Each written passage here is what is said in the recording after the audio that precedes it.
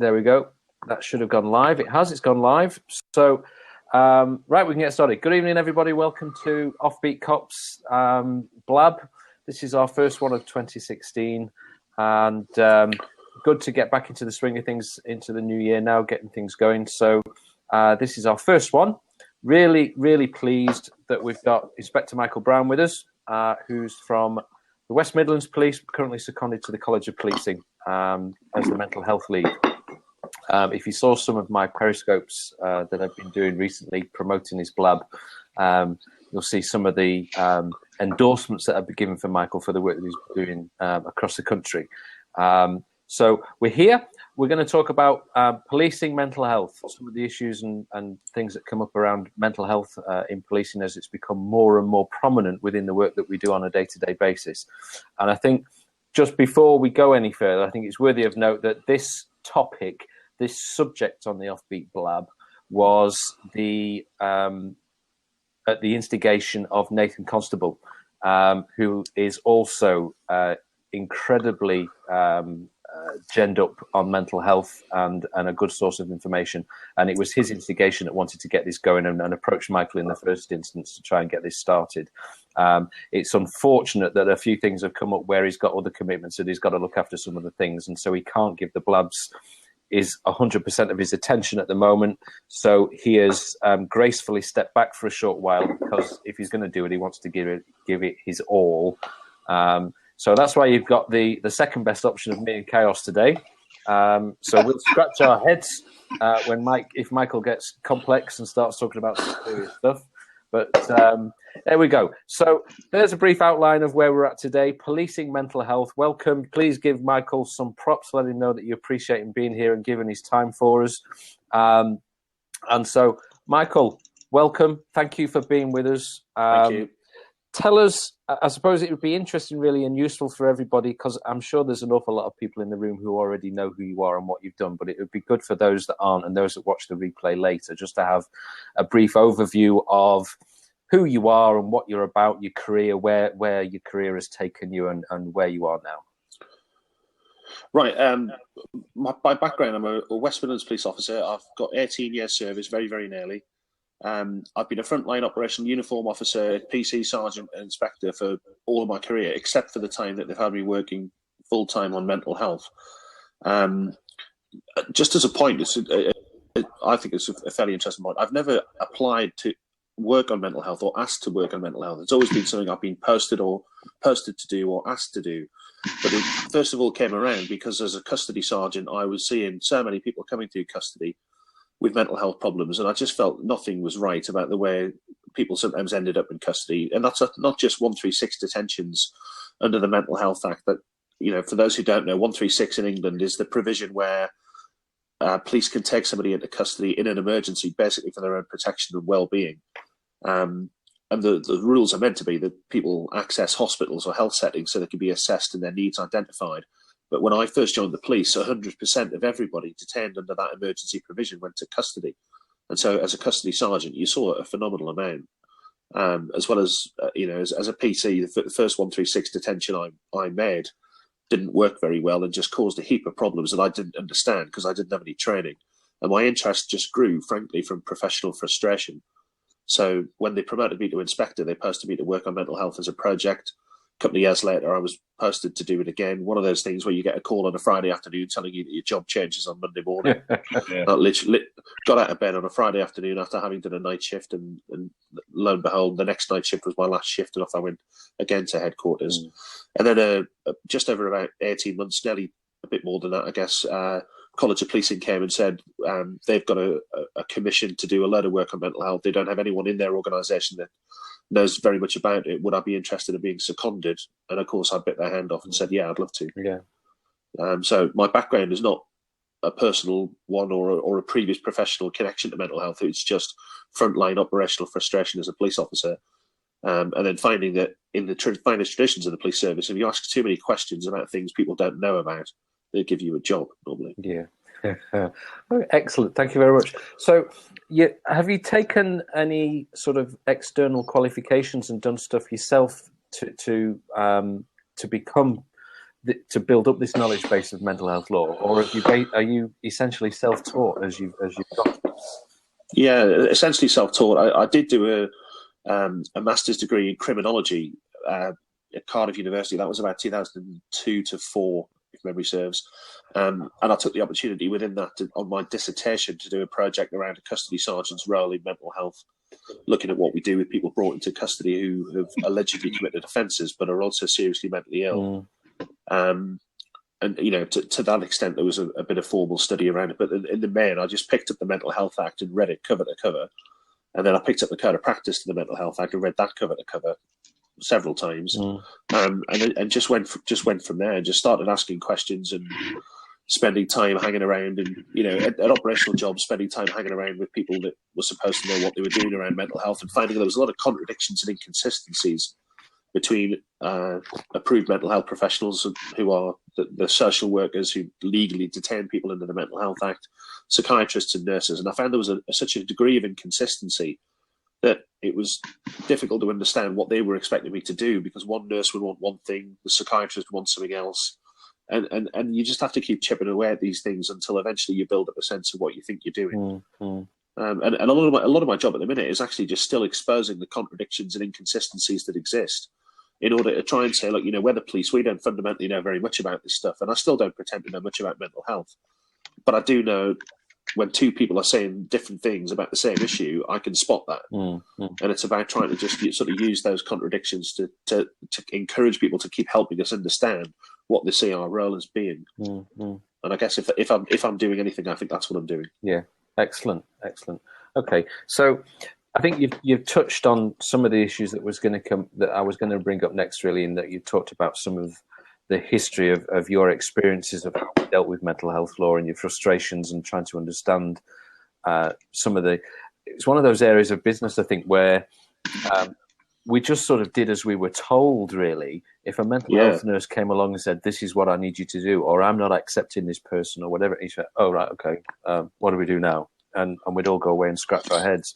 So I was going to sort of say, if you give us a potted history of policing and mental health, I joined in 1991, so you're probably a few years behind me on the join front. But where was mental health when you joined? Your observations of it, and where are we now? What sort of steps have we made? How are we improving? Well, I think you hit the nail on the head in the preamble to the question, where you're saying, we did as we were told, and that old adage, "the doctor knows best," I think in many respects still kind of permeates through this stuff. I think I'm going to say something that can't help but sound critical, and it's not meant to be personally critical of individuals, because as I've got to know mental health and the mental health system, I think you are probably going to be surprised to find the lack of training that some mental health professionals get on mental health law.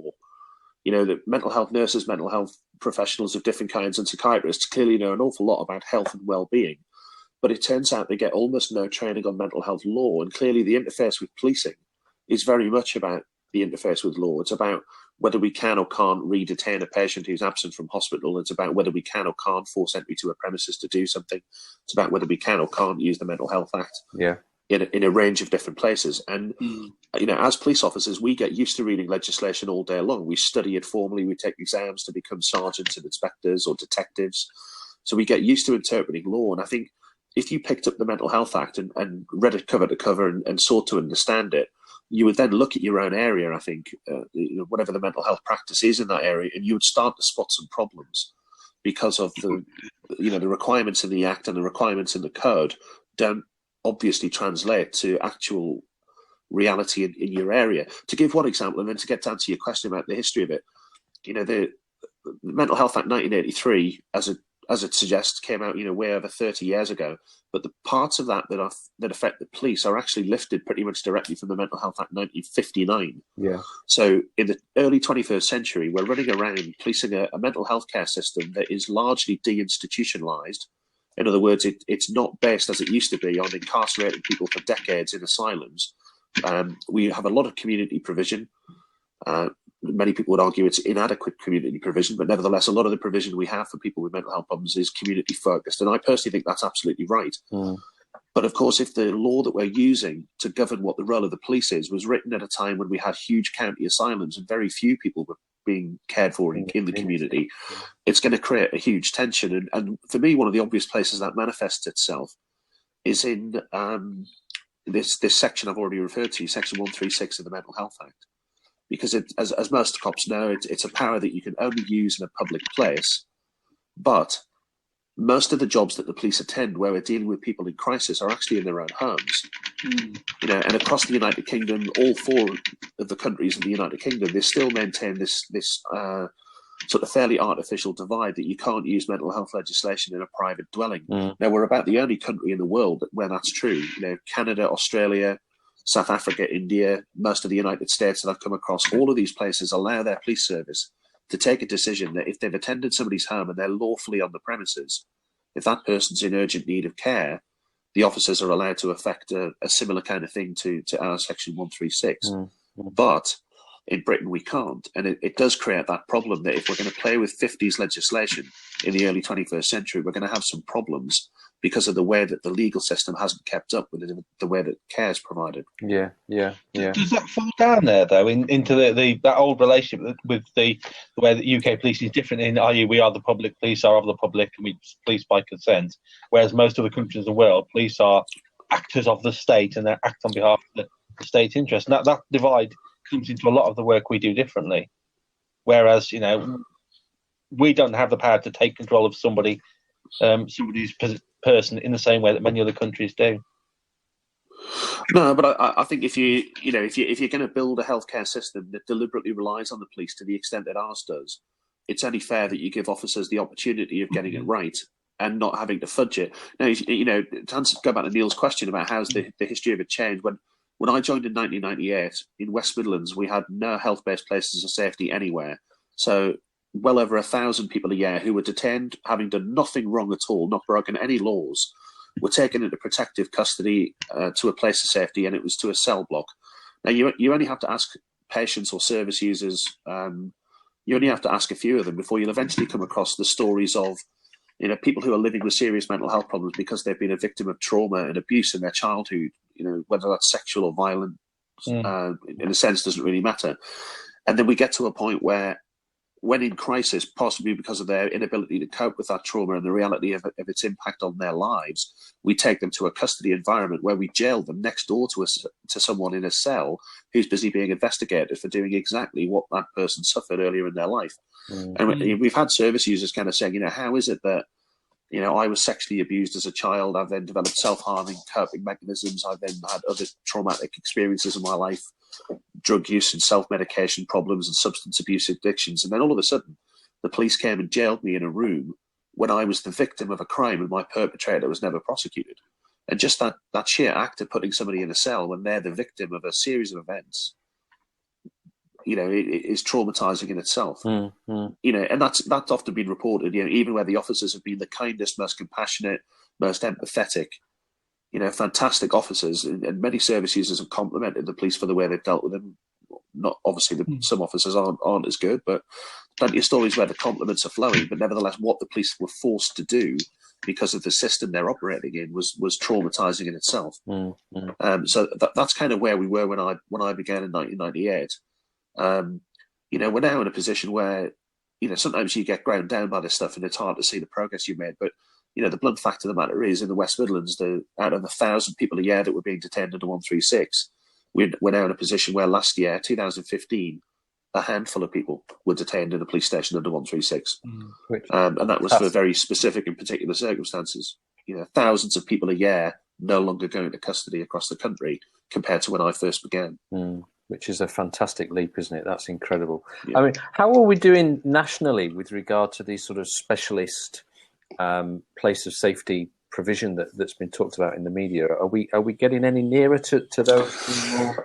Well, it depends what you mean, because we're using 136 now about 24,500 times a year, and if you went back, even about a decade, you would find that 66% or roughly 2/3 of people detained under this provision would go to custody. Whereas now we're in a position where, depends on your area, but typically 20 to maybe 25% of people would go to custody.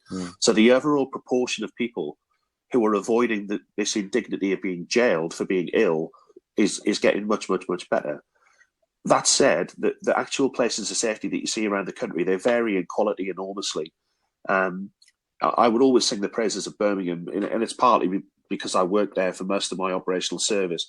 But the facility that they've got there is a place where sometimes 2 or 3 people at a time, if they're detained, can be handled and processed with complete dignity in a fast time. With officers not necessarily having to remain there during the assessment unless there's an obvious need for risk-related reasons. The place is staffed by nurses who've got a couple of functions to their job, any one of which is the place of safety, but they're there on hand to provide nursing care and input and support.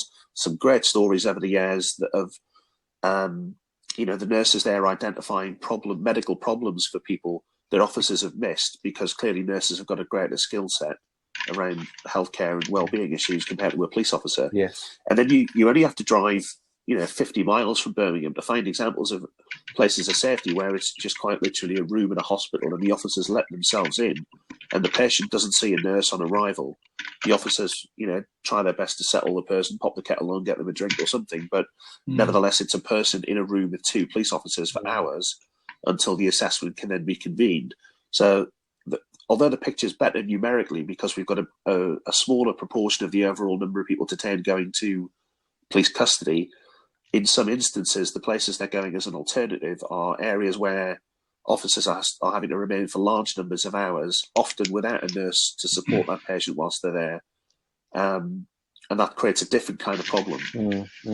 I mean, there's one area I can think of, just to make a final point on this, the one area where a local superintendent had said, I'd really rather we used custody, because if a person goes to custody, they'll see a doctor or a nurse within 90 minutes on average, and the civilian assistant in the custody block can look after that person's health and welfare whilst the 2 patrolling officers can go back out to the next job.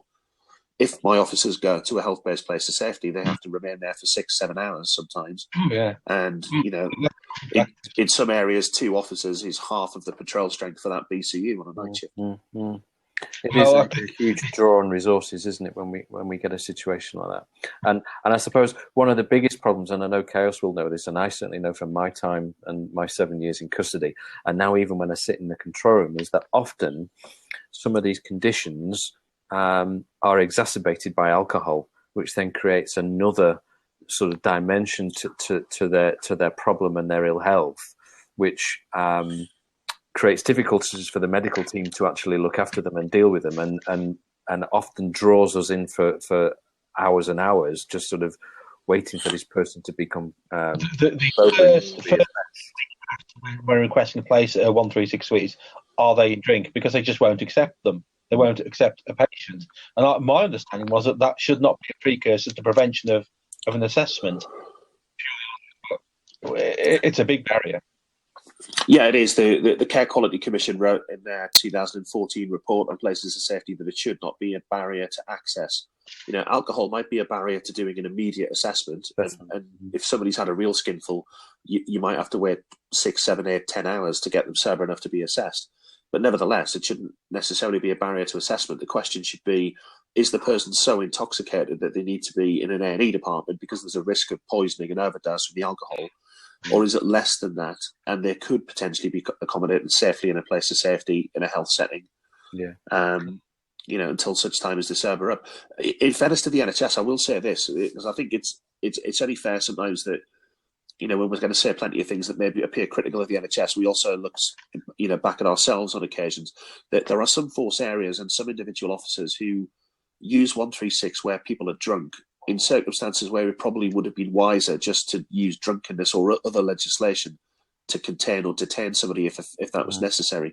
There's one police force, I won't name it, but it's in the north of England, where the outcomes from their 136 detentions are, so poor in terms of people being either sectioned or hospitalised for mental health problems or referred to a specialist mental health team, that you have to conclude they're probably just locking up drunk people in the high street who are doing odd and weird things and trying to label that as being mental illness. So there is a bit of an argument to say that, if a student has failed their second year exams, they've gone out and got drunk, and then they're mumbling generally about, killing themselves, that may or may not indicate they've got a mental illness. But if they've got a hell of a lot of booze on board it may be better if you were to sort of detain them for the drunkenness offences or the public order offence or the minor damage or whatever else they may have done, and stay clear of 136 unless you know they've got, if you like, a confirmed mental health history. That's one of the ways. It's perhaps a bit more complicated than that, but it's one of the ways of trying to sort of play the odds a little bit about how likely is it that a very, very drunk person who's making generalised, non-specific verbal utterances that may be indicative of a mental health problem, how often does that translate into a confirmed mental health problem? And the answer is, not often. I had a conversation with an AMP earlier today on Twitter whilst promoting tonight's Blab.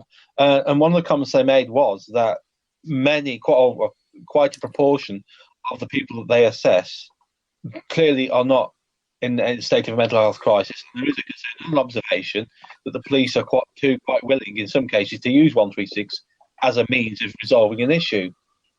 I think they're probably right. I've no doubt about that. I think that possibly the reason that is if we are trained in any way, shape or form, if somebody presents themselves saying they're going to harm themselves, they're going to kill themselves, the officer's always going to take the simple solution on a bit of a self-protection basis. You're not going to take the risk. And I think that's possibly where because we're not trained to identify that even the basic level of or are they just drunk, as you say, and need to go sober somewhere. So we're going to go, oh, blimey, I'm going to 136 them because if they go away and slash the wrist, my job's on the line. And so because we've got no grounding of any sort to counter that, or no knowledge base isn't good enough to counter what's been said to us and basically protect ourselves down the line, then we are more likely to go, easy answer, 136, let the crisis team sort it out. Yeah, I mean, I think with so many areas of policing that are sensitive issues, complicated issues. We spend a lot of time training officers, and we spend a lot of time, writing statutory guidelines, force policies, and so on and so on. I like a comparison with stop and search quite a bit because I've personally had, half a dozen or more 4-hour stop and search training sessions in the course of my career for what is essentially a fairly simple piece of legislation, albeit it's got complicated implications. But if you think about that amount of training, when was the last time anybody in the police service listening to this had Section 136 training? We got it when we joined as probationary constables. In some areas, when they set up new mental health services, they've delivered one sort of place of safety process training that includes stuff on 136. But how often have we actually sat officers down once they've accumulated enough experience to know how to then apply it and said, well, look, this is what we mean by mental disorder. This is what the Act means. We bore ourselves witless about what reasonable grounds to suspect means for stop and search or what lots of other things might mean for other parts of legislation. But we haven't had those chats with frontline officers. And then we've sent them into very often dynamically unfolding situations where time's of the essence and they have to make certain fast decisions, and we expect them to get that, consistently right. So I think there's a lot of work to do for forces to show a bit of leadership around what mental disorder means, what immediate care and control means, and what 136 is trying to do. Because I think it is true to say that 136 is probably overused by some forces in some instances, but I also think it's underused by some forces in some instances. I think it's probably fair. I think we've probably, over the years, certainly when I look back on my careers, I sort of think that sometimes we flew by the seat of our pants. As a completely different sort of tangent, but the same sort of theory, is that I was on foot. I walked. If I was lucky enough, I got doubled up on the van crew, and I might go out on the van crew. But eventually, I got my driving course after about 2 years, and I got taught how to drive to police standards and all this of it. What they never taught me was how to do an emergency response. They just taught me how to drive.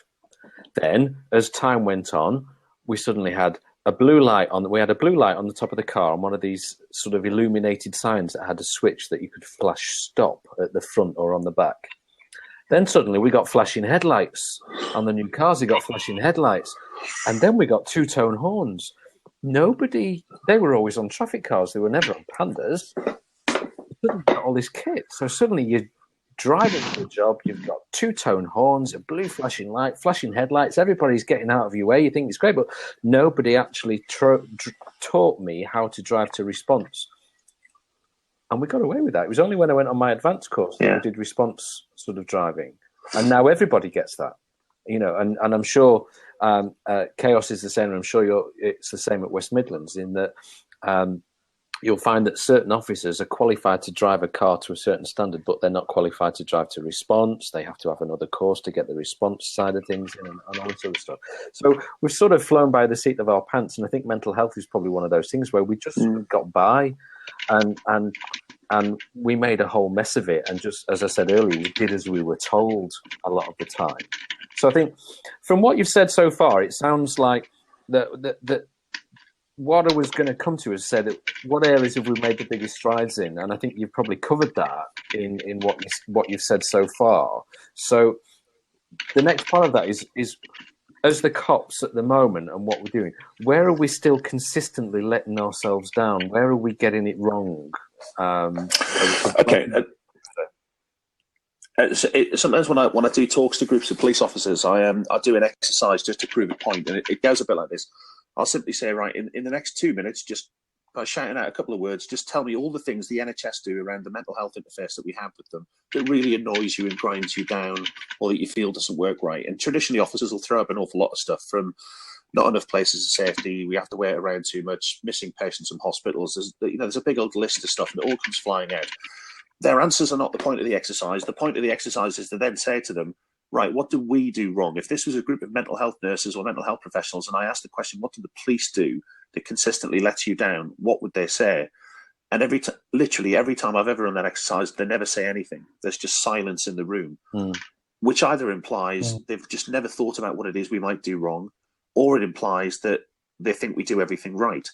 Now, when you do that sort of talk in a room full of mental health professionals, they'll typically say a few different things, but one of them would be the standard of criminal investigations that we undertake where mental health patients have allegedly assaulted or committed an offence towards mental health professionals, and often inpatients on wards is the kind of context of that. So maybe a Section 3 patient on an adult acute admissions ward has punched a nurse, causing a black eye, in a circumstance where if that was an A&E department, that person would be prosecuted for an ABH or common assault, depending on the level of injury, every day of the week and twice on Sundays. There wouldn't be an argument around it.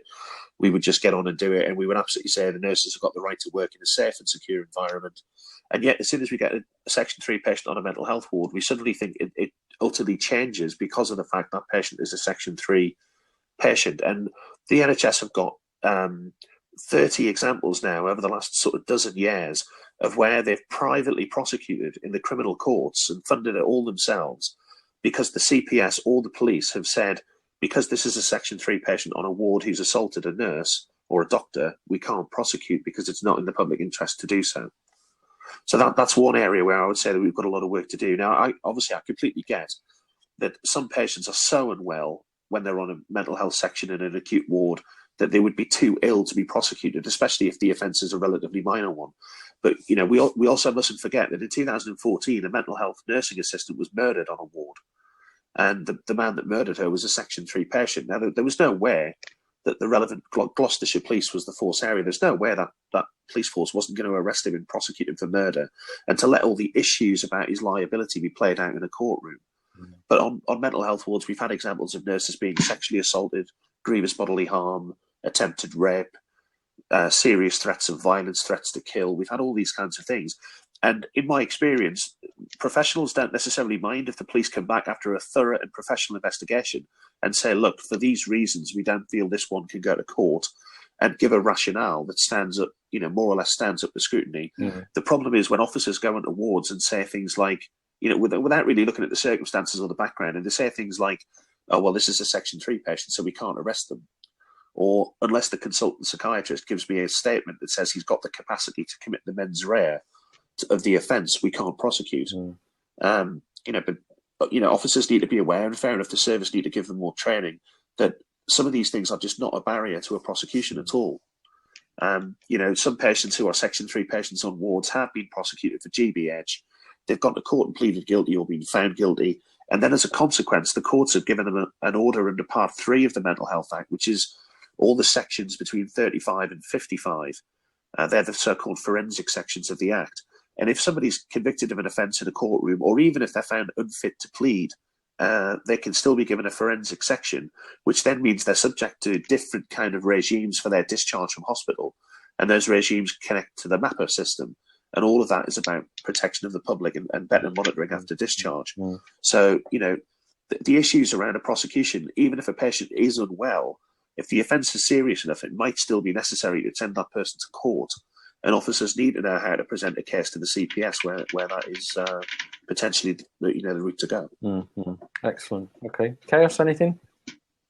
I'm just trying to read down the sideline there and trying to keep up with a few of the questions that are coming in. So I'm trying to listen in. I've got quite a lot of questions. I think I was going to say that what we perhaps should do is we've got one from Alistair in the sidebar, which we can come to in a bit. But if you have got a question, do drop it into the sidebar for us with the /Q.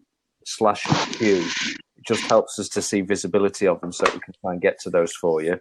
And it's comments coming in. Yeah, I was also going to say it's worth saying that there are 41 people watching this live at the moment, which is excellent. Thank you for being here. We thank you for joining us and listening in. Do tell a bird if you get the opportunity. Just hit the tweet button and let people know that you're in here. But thank you for being here. Mike, I think I was going to move on to the most prevalent topic that people approach you by again, but I think we've probably sort of got into that with what we've just been discussing. So I'll move on to something that I know is something that Nathan Constable has always talked about, and that is the mental health triage cars and the nurses. I've certainly had opinions on them in the past and written blogs about them. Right. I've certainly seen it. We've got them in force now. I've certainly seen a different light. I still don't see it operating the way that I anticipated everybody thought it was going to work, but there's a difference which is making quite an impact. But what's your view? Mental triage cars and triage nurses and enforcement, are they working? It depends what you mean. It depends what you mean by working. Depends what you think they're trying to do. I think to answer the question properly and responsibly, I think we've got to understand why triage is seen as the solution to a problem in 2016. If you go back about 15 years to 16 years, in 1999, the relatively new Labour government instituted what they call the NHS mandate. Now we get an NHS mandate coming from the government every year, but in 1999 there was a significant one that started a series of work across the NHS around crisis teams or home treatment teams, crisis resolution home treatment teams. Those words mean different things in different areas. It's hard to use terms that are nationally relevant, but the idea of providing an alternative to hospital admission for people who are so unwell that historically they would have been sectioned and detained in a hospital, but with intensive treatment and support outside a hospital, their admission can be avoided. And the idea there was that there would be capacity in areas to provide what the NHS now call unscheduled care, so that if you were a patient who historically would have been sectioned, but you're being treated under home treatment at home, you would be able to have a phone number, you had a care plan, and if at 2:00 in the morning you felt you needed some support, you could ring a number and you speak to a crisis team nurse from the local area. At the time, and certainly in my experience early in my career, we saw examples in the middle of the night of crisis team nurses, sometimes on their own, sometimes in pairs, going to addresses, going to A&E, sometimes going to police custody and going across their patch, providing responses and support to people who needed it. Now, in my service, which is nearly 18 years long, the number of people who provide those roles has diminished. So, for example, in Birmingham in about 2003, there used to be a mental health nurse I know well enough in Birmingham used to tell me there would be about 12 to 14 nurses across the city to provide that kind of care out of hours. That was in about 2003. Fast forward to 2015 when I last spoke to this person, and he said last night there were 4. So if we've got to a point where in 10 years we've gone from 14, maybe 12 to 14 nurses down to 4, and we've also then started restricting how those nurses can work. In other words, in some areas, the crisis team nurses will only deploy to a police station or an A&E department. They will no longer do visits to homes. You can see how we're eroding the capacity of the NHS to deliver crisis care on an unscheduled basis out of hours. Is it any coincidence that over that 15 years, the use of 136 has gone up and up as the police have become more and more aware of mental health issues, and as arguably more and more demand has been put on the police connected to mental health issues? So that's kind of a bit of the history, and it makes you understand why in 2013-14, some areas started saying, well, hang on a minute, the police are using 136 more than they ever were before. Some of those patients are being sectioned or admitted or referred to services, but many of them aren't. Sometimes the police are not getting this right. The first triage scheme in England was in Cleveland. And a source up there that I know well enough had said that the reason they wanted to instigate triage was to help the police not use 136 because they were overusing the power. That was their argument. And the model of triage they had up there was a single nurse either providing telephone advice to frontline officers or turning out in an NHS plane vehicle to an incident where they would work alongside those frontline officers. It was when Leicestershire started doing triage that we saw the first double crewed car sort of idea with a nurse and a police officer corresponding. Britain wasn't the first country to do this. Those kind of models existed in North America prior to that. And sometimes it was nurses and police officers in North America. Sometimes it was social workers and police officers. But Leicester were the first to do it on a co-responder basis. But the issues, as I see it with triage now, are twofold. A lot of the assessment of these things is based upon how much they've reduced the use of Section 136, which kind of starts on the presumption that we're overusing the power. Now, some forces are, but some forces aren't.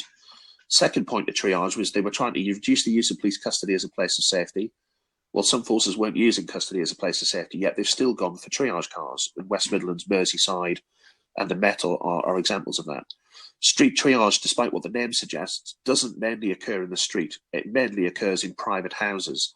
And obviously, as we've mentioned earlier in the blab, in a private house, you can't use 136 anywhere, so you can't measure the impact of triage via the measure and the reduction of the use of that power. So there's a bit of confusion, I think, about what is it trying to do, and are we in a position where we're doing this because we're trying to plug other gaps in other provision? In other words, if we still had a position in an area where you had 12 mental health nurses on to provide unscheduled care, and they didn't restrict themselves just to working in A&E departments and police stations, would there be a need for a triage car? Or would we have nurses deploying to incidents and calling upon the police as they felt they needed police support? For example, in the way that the ambulance service do. Ambulance service frequently need police backup at an incident. That typically they'll attend the incident and see how it rolls, and if they need police backup, they'll call for it. Or if they know they need police backup in advance, they'll go to an RVP nearby and wait for officers to attend before going. For me, it completely aside from any interest I've got in mental health and policing, one of my main objections to triage is just the inherent inefficiency of a nurse and a police officer accompanying each other around just on the off chance that they may need two people at a job. Because in the vast majority of circumstances, the jobs end up meaning that they need one or the other of the professionals. And, most triage jobs don't involve the use of police powers. Some police officers will say that they've done triage for a number of weeks or months without ever using a police power. So there's just far more to be understood about how these things work, I think. And the two things in particular I've got queries about that we need to talk about, because some areas don't even acknowledge that this is the case, is the very existence of street triage in some areas has led to other parts of the NHS deflecting work to the triage car that those parts of the NHS would never deflect to the police. And examples of that, I've seen it myself when I've shadowed triage in certain areas. Example of that includes out-of-hours GPs taking calls from their patients who have mental health problems and saying to the patient, you need to ring the police and ask for triage. Not because there's a policing component like an imminent suicide risk or a crime or a threat to life or a weapon, but simply a person in their house trying to access out-of-hours mental health care via their out-of-hours GP, and the GP diverting that workload There's a question off. Just come up on the side as we're speaking now, as you mentioned that, from Dr. M79. It says crisis teams often advise calling police in the first line. And there was a post I know myself and you were both tagged in earlier on, which actually somebody posted on Twitter, their care plan, which basically said, if you're not in crisis now, go away. If you are in crisis, call the police. Yeah, I mean, I think over years, a few years ago, I spotted that the Institute of Psychiatry, which is part of King's College London, it's one of the most eminent research institutions in the world for mental health.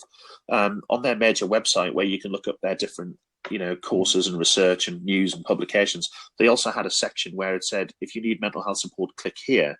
And it took you to still a part of their website, but it was a completely different appearance of website on their sort of welfare section for students.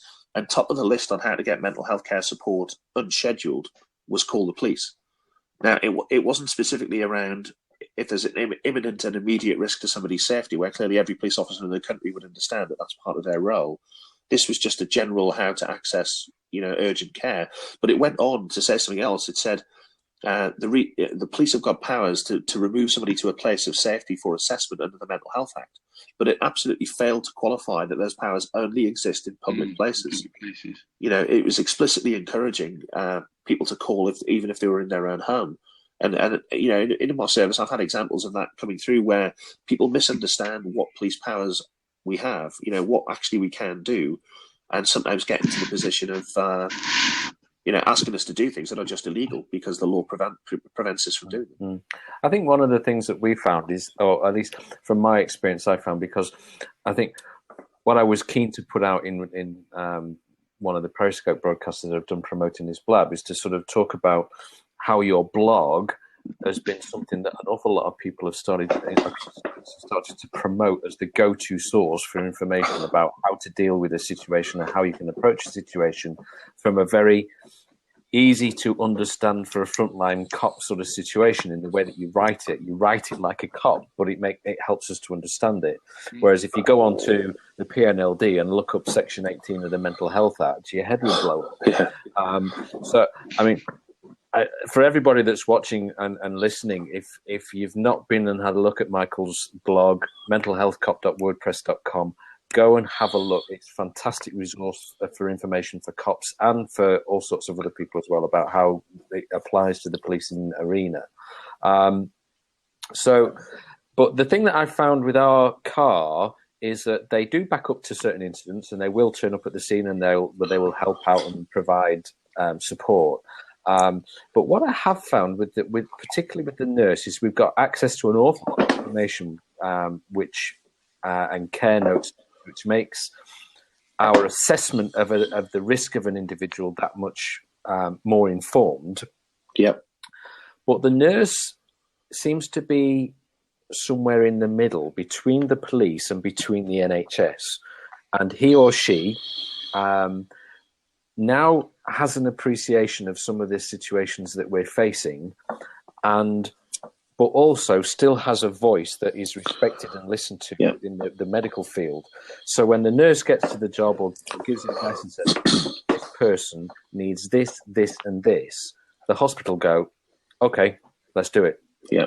As opposed to arguing. Yeah, I mean, there's no doubt about it. If a mental health nurse says something out loud that a police officer has just said out loud, it'll be taken more seriously by the NHS if it's said by a mental health nurse than if it's said by a police officer, in my experience. But in fairness, I guess if the police were being told something by a police officer and a mental health nurse, we'd perhaps lean more, keenly towards the police officer. But, triage has got loads of positives and benefits, but it's about understanding what they are and harnessing them. And some people have argued that the gold dust here, the absolute stuff we need to bottle and sell widely, is the real-time information sharing and the real-time exchange of professional opinion about how we might deal with somebody.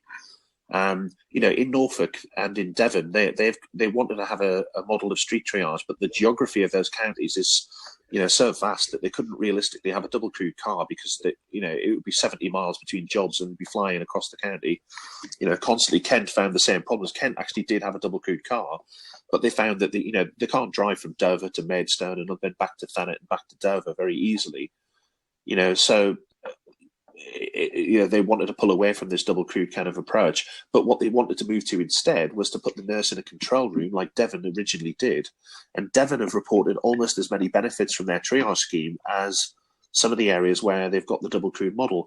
But of course, if you're not having to pay for the police officer in the double crewed car model, then by definition your scheme is so much cheaper to administer. And if it brings the vast majority of the benefits, which some evaluations start to suggest it may be that chief constables want to think a bit more about that. But there's one other dynamic. I think when you have got a double crewed car that is trying to get to a job in order to support and assist frontline cops, you've got this other problem that no one talks about. Is that it's the civil liberties issue about the legal status of a vulnerable person whilst a response officer is busy waiting for triage. So this is a real example. So somebody ran from their own house after parents called the ambulance. It was a young adult woman, ran from her own house after parents called the ambulance service because of a mental health crisis. The police were then asked to mobilise and do a high-risk missing person inquiry. There were railway lines and canals and wasteland nearby. A big old search. Within about 20 minutes, she'd been found on the canal towpath. brought back from the canal towpath and sat in the back of a police car till the triage car arrives. Now, what's the legal status of that person, and what capacity does that individual have to consent to what is either being offered or insisted upon by the frontline officers? Because the general directions around triage often are, if you can delay instigating 136 till triage get there, then you should. But here's the legal rub. The definition of Section 136 says that you instigate this power if it is believed to be immediately necessary. In other words, if somebody's in immediate need of care or control and it's necessary in their own interests or for protection of others. So how immediately necessary can it be if we're going to wait 40 minutes to instigate it until triage get there? And if we're going to wait 40 minutes to get there, not under arrest, can you detained, free to leave at any time? Yeah, it's what the Care Quality Commission call a de facto detention. This idea that you are actually prohibited from doing what you want, but you haven't yet been legally afforded the rights that go with being prohibited from doing what you want. You know, the equivalent on a mental health ward is that a patient enters the hospital voluntarily and then says to a nurse, for example, right, I want to leave and go out for an hour. And the nurse says, you can't leave. And if you try to, I'll section you. You know, I'll hold you under Section 5 and I'll get an AMP to come and do an assessment for Section 2 or 3 admission. That's something the Care Quality Commission officially write about and say is professionally bad practice. And they call it a de facto detention. Right. And this is a similar kind of thing around the use or misuse of 136. You know, how often, you know, what is the legal status of that person? Because I would argue, until a police officer tells me I'm legally detained under the Mental Health Act and obliged to go to a place of safety, I can leave if I want to. And more to the point, I can actually use force to stop you from preventing me leaving, and I can kick out the windows of your police car to stop you from holding me in it because I'm illegally detained. But of course, if you did that in the back of the police car, you'll get arrested for criminal damage. You know, but that's why we need to be careful around the use of the powers. And so, you know, I'm not anti-triage per se. It's got loads of benefits, but it is about making sure that in the way that we're trying to use it, we have to be conscious of the fact we live in a human rights orientated, Article 5, you know, compliant world where you cannot detain people without a legal justification. You know, if triage is 2 minutes away, we all get the logic that, you know, waiting for 2 minutes till triage get there to then do an assessment that may prevent you being held up in a place of safety for 7 hours is proportionate. But if we're 45 minutes away from something, we've got to understand that means we're into the territory of you know, breaching case law, because there is case law to say that if you're detained for, you know, maybe 15, 20 minutes, you're into deprivation of liberty territory. That's great, because you've touched on Article 5 there, which was, I hope, Alistair Sloan, that's sort of answered the question that you posted earlier that I was hoping to get to. I'm conscious that we've been going for about 40 minutes now, and I'd like to sort of try and get to a point where we're going to open the floor. I've put Kerry's question in there for a minute, but what I want to do before we go to Kerry's is Hansworth have put something there which will just finish off the triage thing quite nicely. It says, what are the biggest issues or barriers in evaluating the effectiveness of triage cars, and specifically what outcomes should we be measuring? Well, I mean, I think it's fair enough to look at the use of 136, but in a force in the north of England, one of the ways that they evaluated 136 was that when the triage car turned up to an incident, they would say to the frontline officers that had initially done the primary response, if we hadn't existed or hadn't turned up tonight, would you have used Section 136? And they recorded the number of instances where the officers said, yes, we would have done. But what they found is, when they analysed it, the area had, you know, typically sort of 40, 45, 136 detentions a month on average for several years prior to triage existing. When they started counting the number of yeses that they were given to that question, they found they had about 90 of them per month. In other words, it depends how you evaluate your scheme as to what answers you get back. And if you ask an officer, you know, would you have used Section 136? It puts an idea in their head that may not have gone into their head if they were left to think about it for themselves. And hence they were finding that they were getting twice as many yes confirmations back than they were historically having 136s in the first place. So there's something about, you know, properly understanding research methods in how you analyse this stuff. And more to the point, you know, as I said earlier, the majority of the triage interventions are in private premises. So we have to understand, what were the police doing in private premises prior to triage? Well, the answer probably was we were either taking people on a voluntary basis to A&E, or we were arresting them to prevent a breach of the peace, arresting them for another legal reason, or putting in a phone call to refer them to somebody, whether it's services or family and friends, and taking a risk-based decision that they could be left in situ and encouraged to ring 999 if they need further help later on. Now, if that was the baseline, we need to understand which of those things we were doing in order to then measure what we're now doing with triage so that we can evaluate the difference, if that makes sense. The problem with the evaluations, and I was looking at these at the college recently because the University College London are about to publish a national evaluation of the original 9 pilot sites. But in fairness to University College London, they've only been able to evaluate based on the data they were given. And one of the problems is the data that the NHS has street triage schemes to capture, in my opinion, should have been seen from the word go as being not as comprehensive as it needed to be to allow us to fully understand what they're doing. So I think there's a genuine question about what they spend their time doing and how we evaluate them. And we need more data and we need better analysis of that data in order to understand it. And it needs to be analysed by people who actually understand what Section 136 is. Yeah. It's a slightly arrogant thing to say, but it's a fairly obvious point.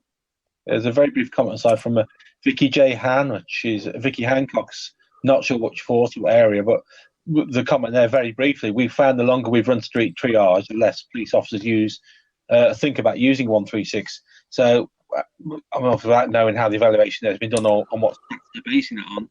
There does seem to be some correlation between the two, whether that's the better or for worse. Yeah, of course. Just so you know, I know Vicky very well. She's a psychologist. I won't say where she's from because she might not want it said, but Vicky's a mental health professional by background and is one of the leads for triage in the area where she works. She's absolutely right. But then, if you think about it, 136 is a mechanism to bring people that the police think have a mental health problem into contact with mental health professionals. So is it any wonder that if we have another mechanism to bring mental health professionals into contact with the patients, that the police don't need to use this power to bring the two together? Now, it's a little bit like saying, mental health nurses frequently meet patients who are victims of crime. And mental health nurses frequently then have conversations about whether to report things to the police. And sometimes on behalf of patients, they will ring the police and say, I'm a community mental health nurse. I've come around to visit a patient. Turns out she's been beaten up by a partner last night. We want to report domestic abuse.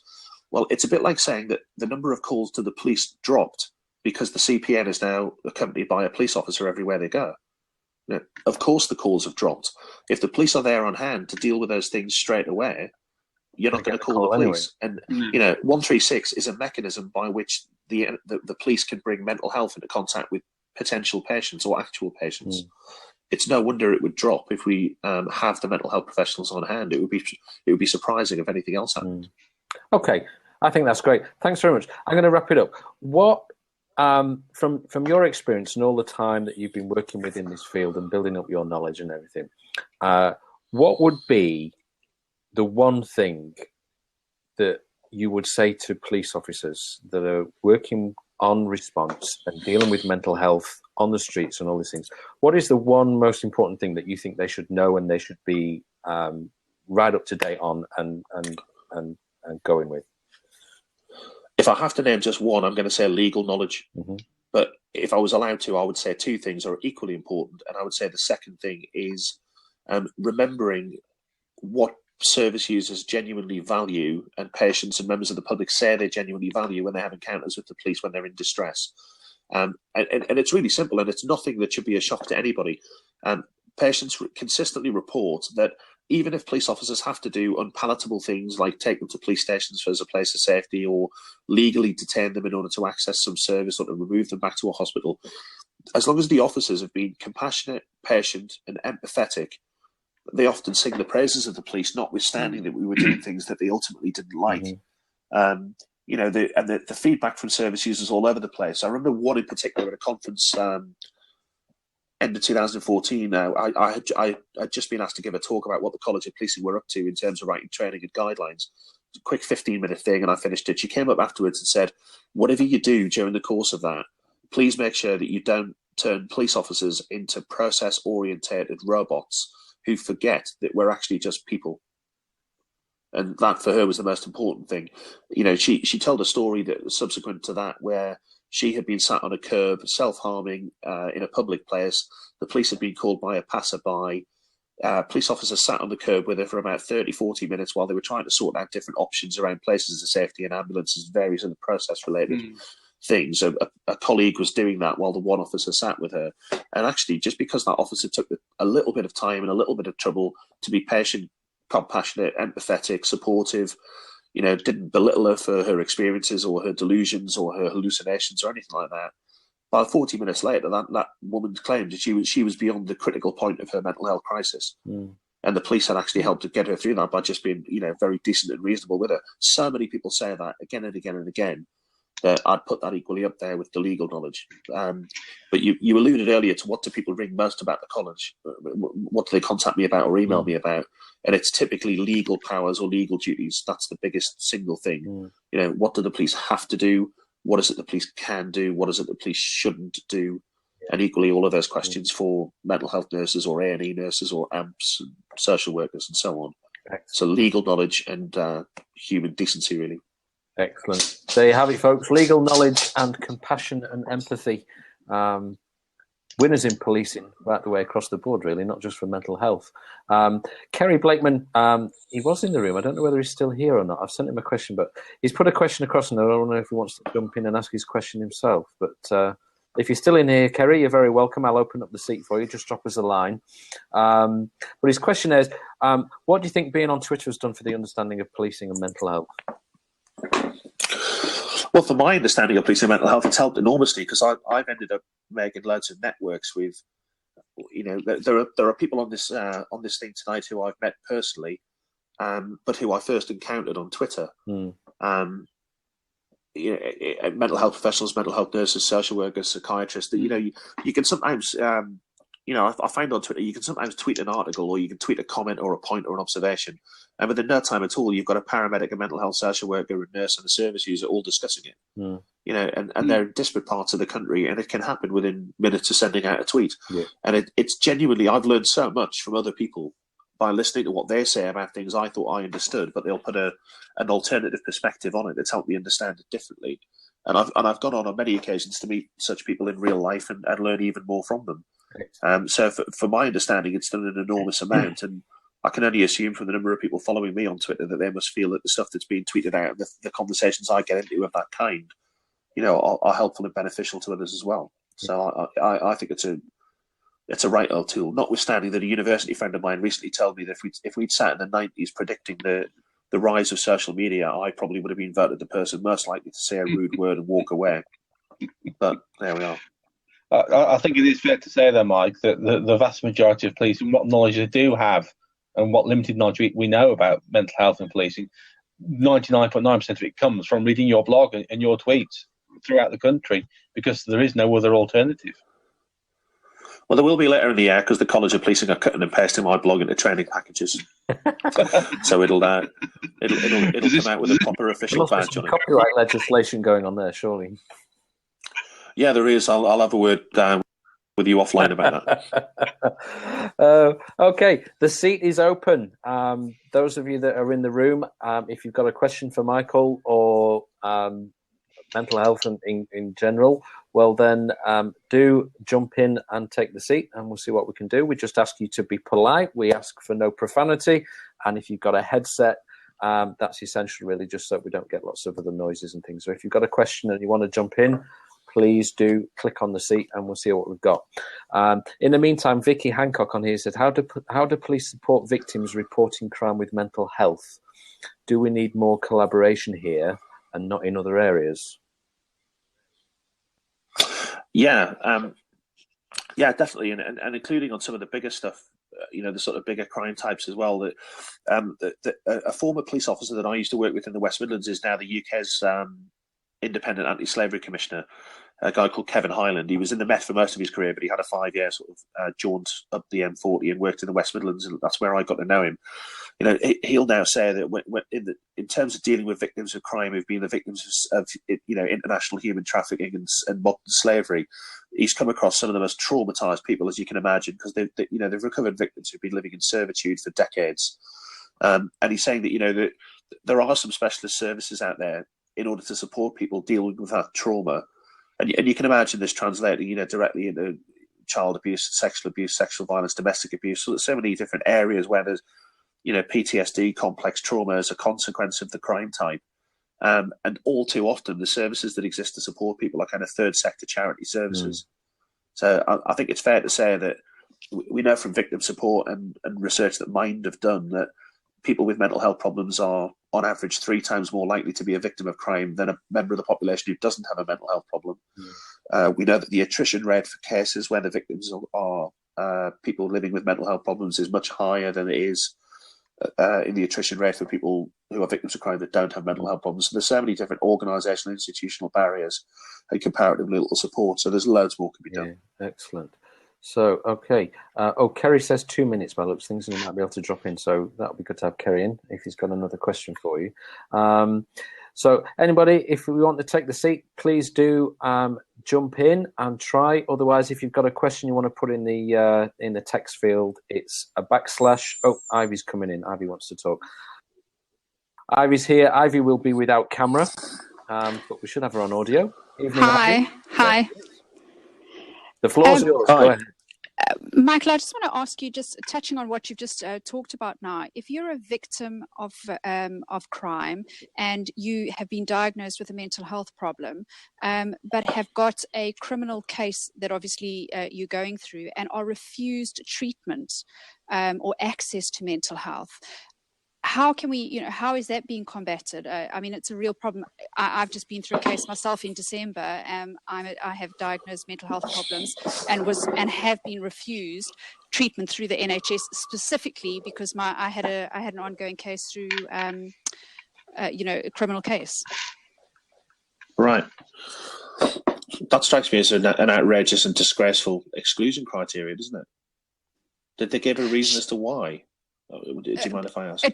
I mean, it was a rape case, and so the NHS, the NHS just said, "I'm sorry, sexual violence case, criminal case ongoing. We're not prepared to give you treatment for it." In the meantime, because of the investigation that was going on, I had multiple suicide attempts, which obviously the police were involved in. They were called every time. So the police were obviously trying to get hold of the crisis team. I wasn't even allowed access through the crisis team. It was just a complete block from the NHS side, not from the police side. They were obviously trying everything, but the NHS just completely refused access to treatment. Blimey. Can I just ask very, very quickly? I've heard of something similar, and the reason stroke, excuse stroke, whatever you want to call it, given in that case was because if mental health services were accessed, it will give the defensive line to discredit the witness. And that was used as an excuse for why it shouldn't be done, or why they weren't going to assist. Was that anywhere near the case in your case, or was that?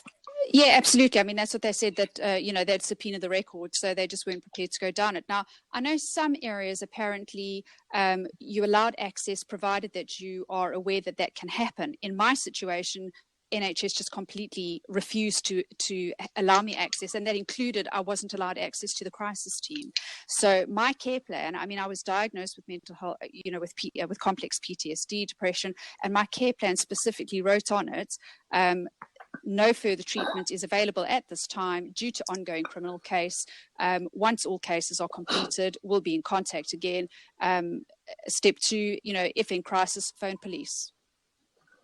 It's appalling, isn't it? If you repeated that story again and replaced, the complex PTSD label with a physical injury that you'd suffered as a consequence of, another criminal attack. Let's say you've been robbed of your possessions in the street and you were struck to the head, and badly, injured. There's just no way on the earth that the NHS would say you can't have any medical treatment for your injury that you've suffered as a consequence of the robbery purely because the robber's off to court. And it may end up undermining the case. And this is what I mean. All I can say is, A, I'm appalled, but B, I would just encourage you to complain about it in the strongest terms if you've got the energy to do so and the will to do so, because it just strikes me as to have such non-clinical criteria as part of the access process for clinical care strikes me as bizarre. Yeah, you can't have a head injury repaired and fixed in a hospital because you've been robbed. It wouldn't stand up. So why they would say complex PSD is the result of trauma because of being a victim of serious sexual violence, and actually even if it did undermine the case, imagine for a minute that it did. And there's a legal case I'll mention in just a minute that suggests it shouldn't. But even if it did, is that not your choice to make? It maybe you'd rather have mental health care than a criminal prosecution, and so maybe we should talk to victims about what they would want to prioritise if we really are going to insist that it be a choice they've got to make. Absolutely. I mean, it was very frustrating if they had said to me, well, look, you can have the treatment, but bearing in mind that obviously these records will all be subpoenaed and it may be used against you, then surely, yeah, as you say, that's my choice to make. But I wasn't even given that choice. Yeah, It was a simple fact of, no, we're not prepared to offer you the treatment finished until the cases are finished. And it basically got down to the point, because obviously the police investigations, I couldn't cope with those. They were obviously very triggering. I ended up attempting suicide. It got to the point where the DI was like, right, I'm going to put a halt to these cases, and you're going to need to make a choice of either, kind of withdrawing from these cases, because as far as he was concerned, my life was more important than basically seeking justice. And again, that decision's kind of been taken out of my hand. When this is just an argument between police and NHS, and I've got no say over the matter. Yeah, and of course, underlying all of that, it seems to be an implicit assumption that because you have suffered a traumatic consequence from a serious violent attack, that must render you potentially unreliable. Hence, they can't risk the possibility that the case will crash because your medical records end up being, part of the evidence, which they wouldn't necessarily be. It would depend on what the nature of the basis of insisting your disclosure would be. But I mean, years ago, there was a stated case. It's a human rights case. I think, if memory serves, the reference to it was B versus the Director of Public Prosecutions, as in B for Bravo. The victim in that offence was a grievous bodily harm case where a man had part of his ear bitten off in a violent attack, and it couldn't be repaired, so he was ended up permanently disfigured. And the trauma from that injury, notwithstanding that he also had mental health problems prior to the attack, was significant. It got all the way to the Crown Court, so the police gathered the evidence, the prosecution brought charges in the first instance, but when the barrister got to the Crown Court, he suddenly dropped the case, and the argument was given, well, this victim's got schizophrenia, so he must be unreliable. The case crashed. The victim, quite rightly, took a human rights challenge and took the view that he'd been denied his human rights by the trial not going ahead and the jury having a chance to hear whether or not his evidence stood up. There was no reference made in the decision to drop the case, for example, as to whether the victim's evidence was corroborated, which it was to a degree. Yeah. So even if I'm the most unreliable witness on earth, if I say something that's corroborated by other evidence, just because I'm unreliable doesn't mean I'm telling fibs or getting it wrong. Yeah. And if it's corroborated elsewhere, then you may be able to run with that as evidence in a court, and surely the jury should be allowed to make that decision. So he wins his human rights case, and the CPS have a massive payout because they've denied him access to justice. Yeah. I think I was going to say what this sort of highlights really is that one of the things that concerned me when we first sort of got this going, and I was quite conscious that Nathan had described it as a mental health 101, and I traded with you in the emails, Michael, was that I think this is like such a complex topic and such a wide area of law that we could have a whole blab just on 136 and how to deal with it. And then Ivy's brought something up which we could have a whole blab about again, just on the wider implications in the criminal justice system. It's incredibly complex. And in some regards, it's not surprising, really, that as cops, we've sort of come unstuck with stuff over the years. Well, and just off the top of my head, here's three more things you could have a whole blab on if you wanted to. I'm not encouraging you to. It's just to point out the depth. Oh, we will. You could talk about what's the role of the police on an inpatient mental health ward, because wards sometimes call the police to do things like restrain patients for medication. That still goes on. Can the police come to the ward and seclude a patient? Can the police come to the ward and use a taser because a person's got a weapon and they've threatened to kill themselves? There's a whole history of stuff there. You've got all that stuff about, when do you prosecute patients if they've assaulted nurses, and indeed, when do you prosecute nurses if they've assaulted patients? Because that's another topic. Some patients claim to have been the victims of physical abuse when they were detained on a mental health ward, and they feel unbelieved in when they've made reports of physical abuse because they were the mentally ill person detained under the Act, and the 5 nurses who say it didn't happen. The allegations of things not being investigated and so on. All of this is complex stuff, and individual topics you could fill up. Yeah. And therefore it begs the question, and we were discussing this at the College of Policing today, when we're going to come up with these training packages that you guys are going to suffer later in the year, how long should they last? Because if you think about other aspects of your training that are about serious and important issues, police public order training is a 3-day course every year. Police personal safety training is a 2-day course, at least for the West Mids, every year. Mm-hmm. First aid training once a day, 1-day course every year.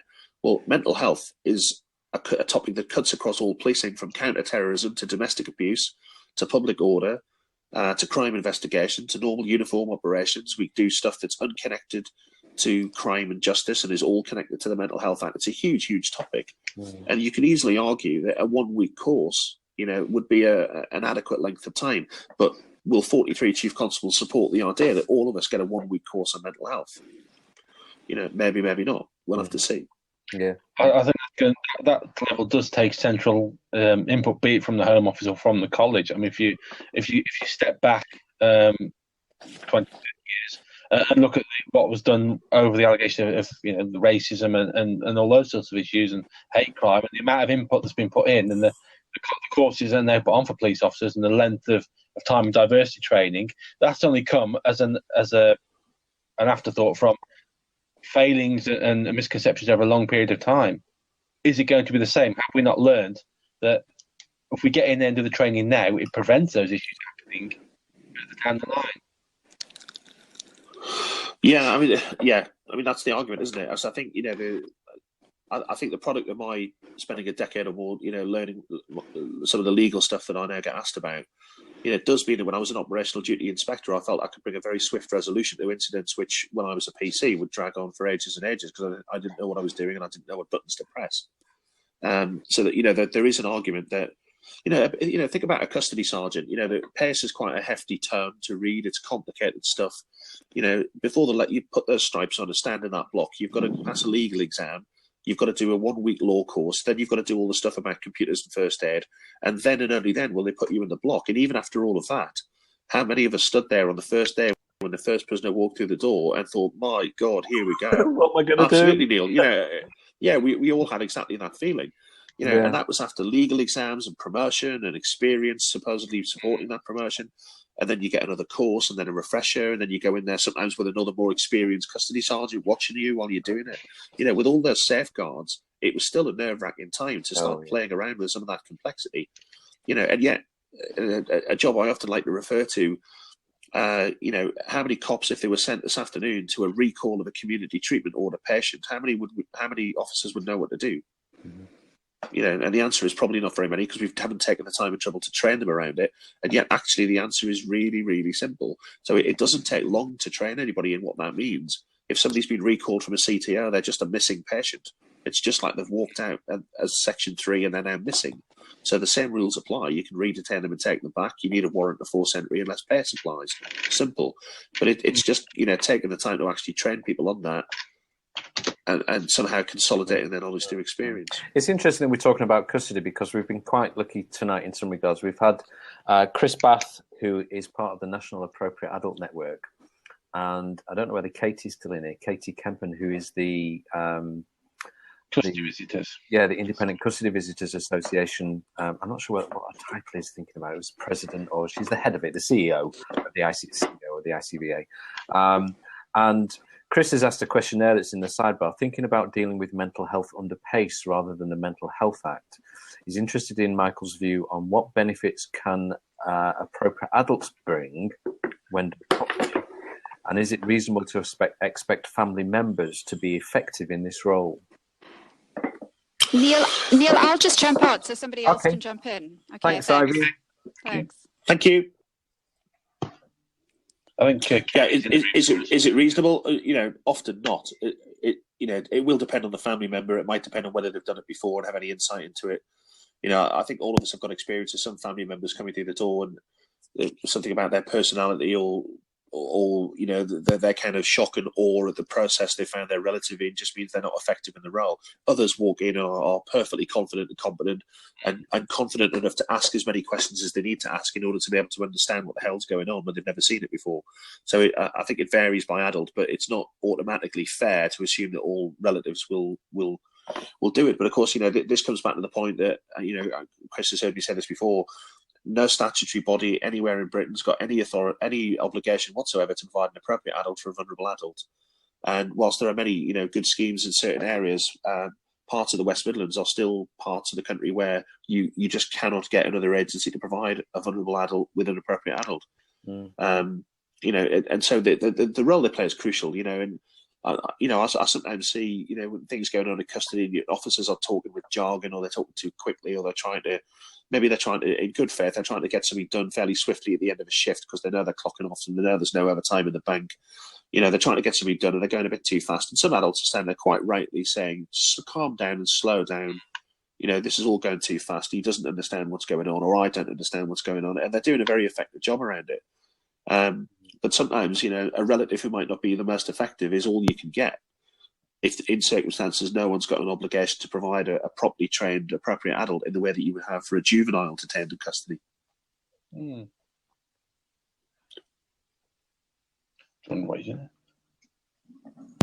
come back and say, shouting at my children with the microphone off. I see. I thought we'd malfunctioned there.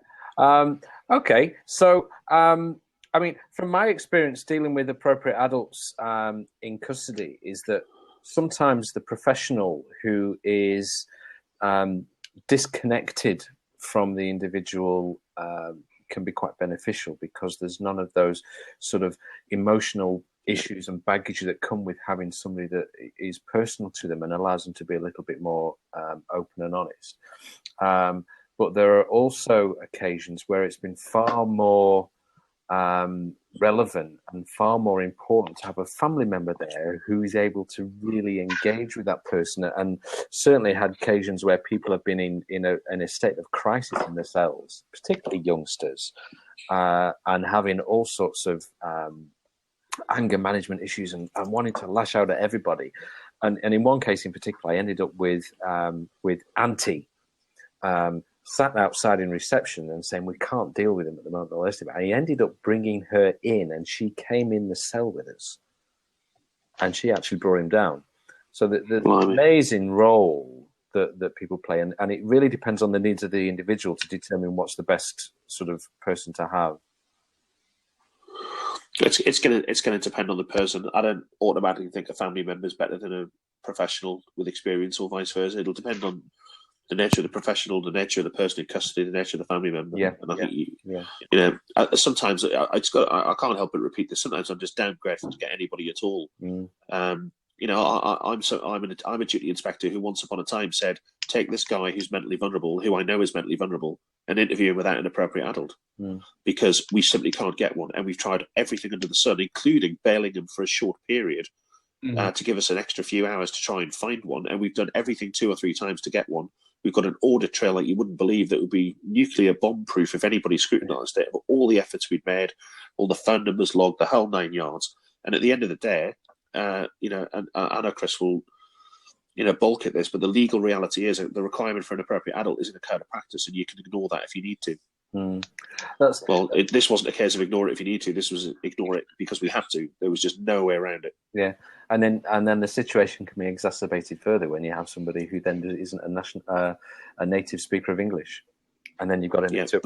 Well, it's just like it's like a bad day at the office sort of occasion, isn't it? So has anybody else got a question they want to jump in and take the seat? Kerry, I notice you're in the room. If you've got anything for Michael that you think might add value to tonight's blab, you're very welcome to grab that seat and come say hi. Oh, he's coming in. There you go. I was just going to say there, going back to one of Michael's points from very early on, private versus public places, just thinking to myself about another possible blab for the future, how badly we get it wrong. Dealing with people in a private place to try and detain them, and the number of times I've heard 136 somebody in their own house, or done the old just pop outside for a chat with me line and lock up outside. And then we know it happens because it goes on because of the lack of alternatives. But I think that's possibly something for another time. Yeah, I think we need to get you a new microphone, Chaos. It's awful that tonight. It keeps going in and out. So. If I could just quickly box that one off, go back to that point about it being 1950s legislation that we're essentially playing with here. I'm sure, maybe elder cops can tell me I'm wrong, but I'm sure in 1961, if officers were saying to people in private premises, why don't you come outside for some fresh air, and then using 136, culturally speaking, nobody would have blinked an eyelid at that. But we're not in that kind of world anymore. There's been a stated case that says you can't trick, trap, entice, or otherwise manufacture people outside of private premises to justify using the power that's a public place power. There's been a stated case that says you can't rely on the Mental Capacity Act in private premises unless it's literally a life-threatening emergency. There's another stated case that says you can't use breach of the peace anymore, and that's not a mental health case. That's a case called Hicks versus the Commissioner, which is about the applicability of human rights law to the use of breach of the peace powers. And the Hicks case says you can't use a breach of the peace in any circumstances unless you have a deliberate intention to take that person before a magistrate. Now, we all know that when breach of the peace gets used in private premises as a proxy for mental health powers, what we're really intending to do is take the person to custody, have a mental health act assessment or a mental health or a medical assessment in custody with a view to then deciding what needs to happen next. There's often not an intention to take that person before a court. In fact, I'd even go further and say there's often a deliberate intention that we definitely aren't going to take this person before a court. Well, the Hicks case now says that that would be illegal. So there's the state of cases that box off that if you're in private premises and you don't have a criminal offence and you don't have a legitimate and genuine breach of the peace, all you've got left is contacting the duty services, whether that's your crisis team, your AMP, your EDT, your out-of-hours GP or whatever, and saying, we're in private premises, and if this person was outside, we'd use 136, but we're not, so we can't. Can you get involved? And try and lobby them to do so. If they choose not to, you're in that horrible position of, do we walk away, having put in as many informal supports as we possibly can, or do we sit this one out and try and persuade services to come? And that's the reality. You've got to take your decision and pay your money and shout Sarge very loudly. Yes. Good evening, Kerry. Evening, Kerry. How are you? Okay. Good evening, the two bald blokes at the bottom. The Mitchell brothers. Who's Grant and who's Phil? That's the problem. Let's not go there. Forgive me. I've had to dive in and out with various commitments that have been going on. I've got a question for Michael, but I've just been watching with interest, and it's great that in terms of Blab, I met Neil, and I knew Neil through a conference that we attended together. I've obviously known Michael, and his huge knowledge and understanding around policing and mental health. And I suppose really what the Blab has done tonight has just exposed Michael actually in real-time video to the viewing public in terms of who he is, what he's about, and what he's done for policing and mental health. So I sit here with a little bit of a smile actually, and fair play to you, Neil and Chaos, for actually getting Michael on the Blab. And also, I don't know if you saw my note. Brittany Metz popped in to the Blab. I did, yes. Yeah. So that's one of the kind of the co-founders, the startups of Blab itself. Of Blab itself. So in terms of that kind of reach, it's a little bit of a little bit of a clap. It's so definite props for Michael. Yeah, indeed. And I'd been thinking about some of the police end of year Twitter award winners, about hosting a Blab with them and actually getting them on board and saying, what is it? Why do you do what you do? What's it about? But anyway, enough of me just rabbiting on with my usual passion around social media. Forgive me, I wasn't sure, Neil, if you'd asked Michael the question that I posed. You did, right? We did, and it will be on the replay. So great, that's fine. That's lovely. If it's already been asked, but no, that's just a little bit of a speech from me around Blab. Great to see it. And I was curious, Chaos, did somebody come into the room as well, and you turned around and sent them on the way? Yes. My daughter came in to say hello. That she decided to the mini Chaos, the other half of my team, and she decided she was going to go away rather than come and say hello. Got it. And then there's Neil turning to one side and saying, yeah. My eldest came down and said, "Can I run a bath?" And I said, "Yes." And then she was running it, and all I could hear was what I said. Shut the door while the water's running. Yeah, got it. But, this is my only contribution to the. This is my trusty friend Stan the dog. Look at all that appreciation going there. Absolutely. Bring the dog back in. Bring the dog back in, and those props will just go viral, really. If you've not got a question, Kerry, we've got one here from Cops Against, which is the Pension Challenge guys that are on Twitter, and saying, what would lengthier training from the College of Policing include, and at what point do we stop becoming cops and start becoming foundation mental health practitioners? Right. I'm really Are you off, intrigued in Kerry? this one. Yeah, sorry, just before. So thank you very much for the invite. Great work. Really enjoyed it. As I say, I've been had to come in and out, but keep up the good work, team. I'll leave you with it. Kerry. Cheers, Thanks, Kerry. Michael. Take care. Cheers. Bye-bye. Cheers. I'm really intrigued in this one because I've been really intent on the word go. That we're not trying to build clinicians here. We're not trying to build mental health nurses or quasi mental health nurses. One of the hardest things we've had to try and decide to do is decide how much of the training should be about teaching people about autism or dementia or schizophrenia or bipolar disorder or schizoaffective disorder or perinatal mental health issues or acquired brain injury or epilepsy. And I could keep going and going here and then repeat all of that list again as it might be relevant to children or as it might be relevant to BME communities or as it might be relevant to armed forces veterans. You could keep picking population subgroups where the dynamics around mental health are different for them than they are, sort of for generally across the population as a whole.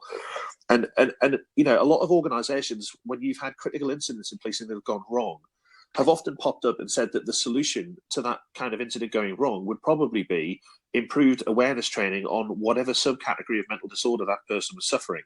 So, for example, some years ago in the GMP area, there was an incident where the GMP officers who'd just been issued with Taser used Taser on a guy who had epilepsy.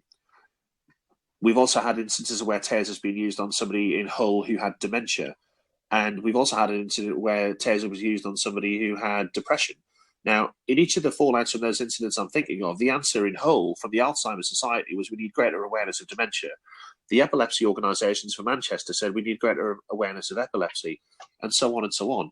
Now, in some of those cases, the officers that attended the incident didn't have the first clue what medical condition, if any, the person had. What they found was they had somebody exhibiting a serious threat towards other people, and the threat needed to be negated for the safety of everyone concerned. And then a bigger sort of consideration around their medical welfare after the fact. Yeah. Now, of course, I'm not saying it would be unhelpful to know that if you're attending an incident, you might prefer to know somebody has autism than not know that. Of course you would.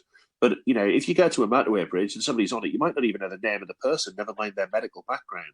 And so there's something here about, the training that we are putting together, that we have started putting together, is about recognizing general indicators of vulnerability, making good use of information sources for how to deal with people if there are information sources on hand that can help us understand, yes, this is a person with a particular condition, and for them that particular condition means something in particular that you might want to avoid doing, whether it's in terms of your communication style or your behavior.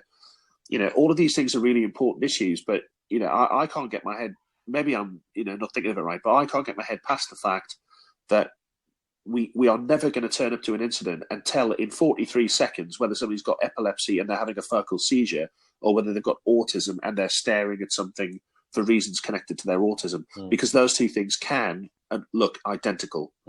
And actually, what medical factor is leading somebody, or what neurological developmental disorder is leading somebody to exhibit a certain kind of behaviour might, in some circumstances, be the sort of third or fourth most important thing in a list of important things. There might be other things that have to come first because of the nature of the incident or the nature of the threat. So what we're not going to try and do is give you a 5-day course where you get 3 days of input about personality disorder and substance abuse disorders and what the diagnostic manuals tell you about mental health. What you're going to get is a generic input about recognizing behavioral indicators, making use of information sources, and a surface level of awareness that there are different types of condition, like psychotic disorders or depressive disorders, anxiety disorders, but not to the point where we're going to expect anybody to go necessarily recognize which is which, because it might not be possible. Yeah. Does that make sense? I think that makes sense. I think it's one of those things, I suppose, is that we cover such a wide catch of all sorts of different legal areas of business. If we look at illegal trafficking and illegal immigrants, and then we're looking at Theft Act, and we're looking at the Offences Against the Persons Act, and we're looking at counter-terrorism, and we're looking at mental health, and we're looking at road traffic policing, and we're looking at sexual offences and all that stuff. You cannot physically be an expert in every single one of these areas, but what you need to have, I suppose, if you wanted to have training to be completely competent in all those skills, you would never do any police work, because 365 days, 7 days a week, you'd be training. So it's about sort of having that foundation knowledge, that little bit that you need that makes you go, I can deal with this in a slightly different way, or I understand a little bit more about this. And the more that you put those skills into practice, the more they become second nature to you. And so, I think equally important is a method of delivery of any training. There is absolutely no point in Michael and anyone going to all the effort of all the work and input and designing it for this just be banging out as an NCALT, which nobody's going to pay slightest bit of attention to. The method of delivery is key. And do we know yet, Michael, how that is how the package is intended to be sort of filtered down? Yeah, I sat down at 9 o'clock this morning. I had a conversation with a lady called, it doesn't matter what her name is, at the College of Policing, who's putting the training together. A lady called Bev, and she's just come to the project to provide a bit more resilience to help for the training people to put the packages together. Very first thing she said, she's an ex-cop, first of all. So, some people who work in the college, are professionals in their own right, but they're not previously police officers. Bev, in this particular instance, is, and I think that's going to add a great deal to it. But she's worked, having left the service, she's then worked in the training sort of side for years and years. And the first thing she said this morning was, and she was sitting doing the e-learning to kind of see what it was like when it was done in 2010. And I was at pains to point out that e-learning in 2010, which we all saw, was never, ever meant to be the whole training that everybody got on mental health. That's not what it was for. That's not what it was designed to do. But some chief constables decided that's all we've got and that's what we're giving, and you won't get anything else. What Bev has said, first of all, this morning that really impressed me was, inevitably in the day and age we're in, there'll be an element of pre-read to any of the courses that are put out. You don't want to sit in a classroom and be told the law, from the point of view of sucking eggs right the way through to a firm understanding of it. It's not unreasonable to ask people to read 9 or 10 sections of the Mental Health Act with explanatory notes about what those sections are about, and then go into the classroom to have that consolidated through exercises and examples or YouTube videos or whatever it is that shows the point you're trying to make. So and inevitably the easiest way to get that sort of stuff around is in electronic format, so that there'll be some stuff that exists as pre-reads. But the training we're going to produce is going to be essentially 4 courses that will be delivered. We haven't yet decided fully what the names of them are going to be, so these are sort of working descriptions. There'll be a package that everybody has to do if they have any contact with the public, whether by telephone or in person. There'll be the package that we give for sort of first-line responders, whether that's the response officer, the neighbourhood officer, traffic officers, dog handlers, etc. And that will probably include the 999 call handlers, custody sergeants, and so on. And then we're going to have a sort of a specialist or advanced package that goes a bit above and beyond what anything else is going to do. And we're going to make that a sort of optional package that forces can deliver in a way that suits them depending on their structure. So what I mean by that, to give an example, is West Midlands Police have got at least 20 PCs on their books who do street triage all day, every day as a job, or they do it once or twice a week as a job. Whereas in the Met, there are nobody that does that. So West Midlands might, for example, say, we're going to give this kind of specialist or enhanced package to the street triage PCs and sergeants, whereas the Met don't have to make that decision because they don't have those jobs. They don't exist. Neither do they exist in Devon. Yeah. And then finally, we're going to have a package specifically targeted at strategic leadership considerations. So there's going to be whether they call it training or a briefing, because I know senior officers prefer briefings, or workshops, but there's going to be a package that's about the strategic governance of mental health. Because, if you go back to the last area I worked in the West Midlands, there should be 4 protocols in place in every area that govern how the Mental Health Act operates when it's interagency stuff between police and mental health. The area I worked in, they had 2, and one of them was out of date. So it's a legal requirement that these things are there, and that, no frontline PC is necessarily going to be able to make sure that a borough has got a joint protocol between the chief executive of the mental health trust and the chief superintendent and the police. Now, that's got to be a senior leader's responsibility. But how many senior leaders have ever been told, "Oh, boss, by the way, have you got 4 protocols in existence covering these topics that have these pitfalls, and here's an expert somewhere in your force that can help you get the detail of those things right. Yeah, I think Dr. M's put, just to finish that off, really, she's put a nice thing in there. That, are you including in training and perspective of the people who've been on the receiving end of the police intervention when and well? And I think from the training that I've had in force, where we've had perhaps ex-servicemen come in who've talked about some of the problems that they face when they've come back from the forces, and when you have the ex-con who's spent 20 years in prison talking to the young lads who are going off the rails, it's far more impactful. And so I think that's a great tool for forces to use to implement into the training. But and the conversation with Bev this morning, I said there's a few kind of things that she's going to have to bear in mind as she puts this together. One of them is that the forces inevitably are going to have to localize the national training packages, because we can write training packages about 136 and the law around it, and some of the non-negotiable things that are about reducing deaths in custody and so on and so on. What we can't do is explain how Cumbria does 136 versus how Camden does 136 versus how Chesterfield does 136. So there's going to have to be a level of local detail within it. But then the very next thing I said was that the training's not going to be effective at all unless the police officers who do it end up having left the room, having heard from either a service user directly or potentially a carer, depending on who's available in that particular force area to supplement it. But that the requirement's going to have to be mandatory on forces, that when they're localising their training, they have to put in place plans to get third sector organisations to help them identify carers and service users who can help. And usually there are many. I've had many emails from service users saying they'd love to get involved in training by just explaining to police officers what it feels like to be locked up in a cell as a place of safety. Excellent. Chaos, I think we've had 90 minutes of Michael's time now, so I'm pretty much on the verge of thinking that it's time that we pause recording and wrap this up. Have you got anything else before we finish recording that you'd like to add?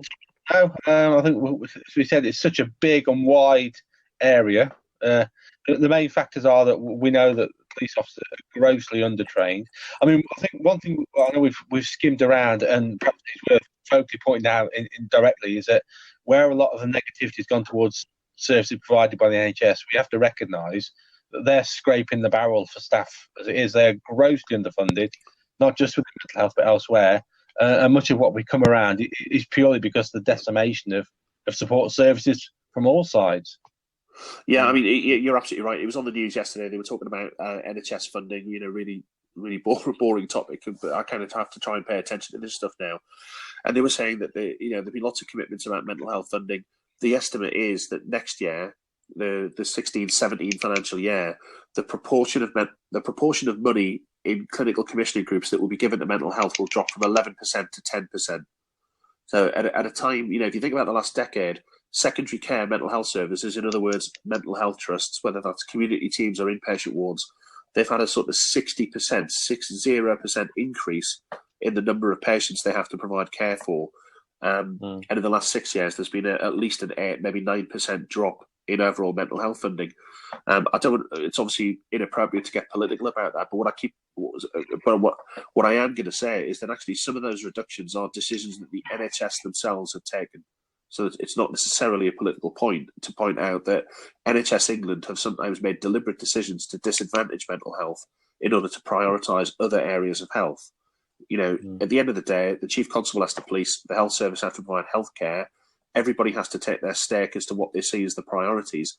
But I think one of the things the police need to be very, very, very aware of, because the evidence for this, in my opinion, is overwhelming, is you've got a deliberate effort across the last 60 years across the world to transfer the cost of mental health care and emergency mental health care from the health system and the social care system to the criminal justice system.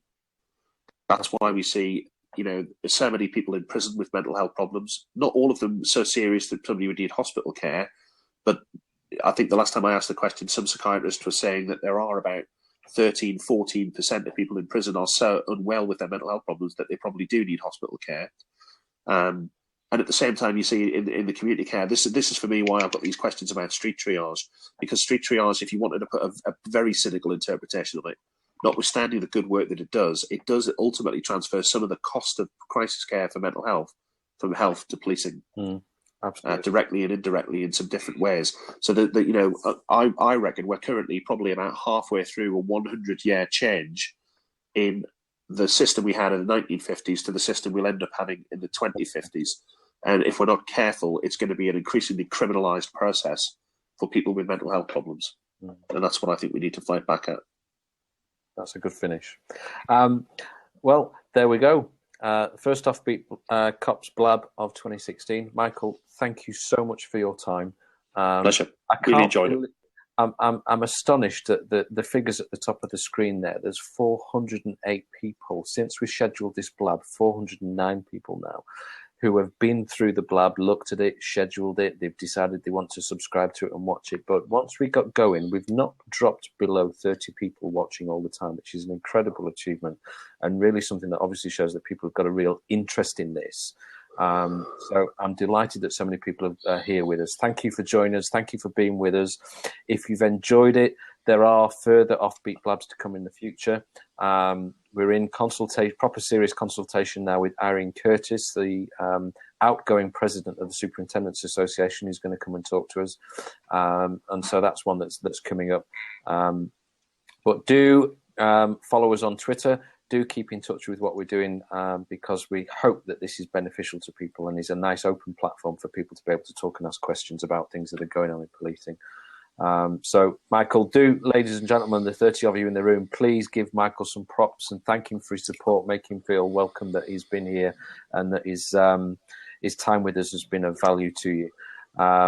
But Michael, from me, thank you very much. It's been massive pleasure. It's been a pleasure to meet you, and it's always a pleasure to talk to you. I'm always inspired by your knowledge and your enthusiasm for your subject. So thank you for being with us, and hopefully it's a shame Nathan couldn't be here, but hopefully in the future we might be able to focus in on some key areas where we can have a really quite in-depth discussion about one particular topic or whatever. And it'd be really interesting to see where we can go with that. That'd be good. But I'm going to stop the recording now. So